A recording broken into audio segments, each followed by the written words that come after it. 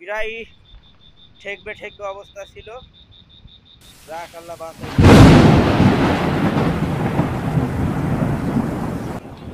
আসসালামু আলাইকুম।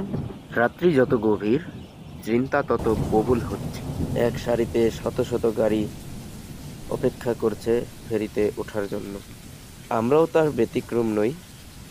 ওই যে ওটা হচ্ছে আমাদের গাড়ি এবং আমরাও অপেক্ষা করছি ফেরিতে ওঠার জন্য। তবে আমাদের কিছুটা ভয় হচ্ছে, কারণ আমার মালটা অনেক হাই। ফেরিতে বেঁধে যাওয়ার সম্ভাবনা বেশি। আমি রয়েছি 5 নম্বরে। 4 নম্বরে ছোট ফেরি ভিড়েছে। ছোট ফেরিতে আমাদের হাই মাল অনায়াসে আসা যাওয়া করতে পারে, কিন্তু এখন সেখানে যাওয়া সম্ভব নয়। 5 নম্বরে ছোট ফেরি ভিড়বেও না। 4 নম্বর থেকে ফিরিয়ে দেওয়ার পরে আমরা 5 নম্বরে আসছিলাম, কিন্তু 5 নম্বরে ফেরি লোড হয়ে গিয়েছে, আমরা আর যেতে পারিনি। রাত্রি তখন শেষ হয়েছে।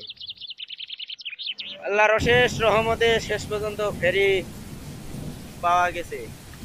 আমরা উঠলাম ফেরিতে, তবে আশঙ্কা মুক্ত হলাম। ফেরিতে গাড়ি বেঁধেও বাঁধেনি, একেবারে সমান সমান আছে। যত সকাল সকাল এখান থেকে আমরা বেরোতে পারবো, ততই আমাদের জন্য মঙ্গল। তবে ফেরিতে উঠতে গিয়েই আমাদের রাত্রি থেকে সকাল হয়ে গিয়েছে। আমাদের পরের গাড়িগুলো আমাদের আগে আগে চলে যাচ্ছে তাদের গন্তব্যে, কিন্তু আমরা অপেক্ষারত রইলাম কখন আমাদের ফেরি ছাড়বে। বিকট হরেনের আওয়াজ, আর তখনই ফেরি চলতে আরম্ভ করলো তার আপন গন্তব্যে।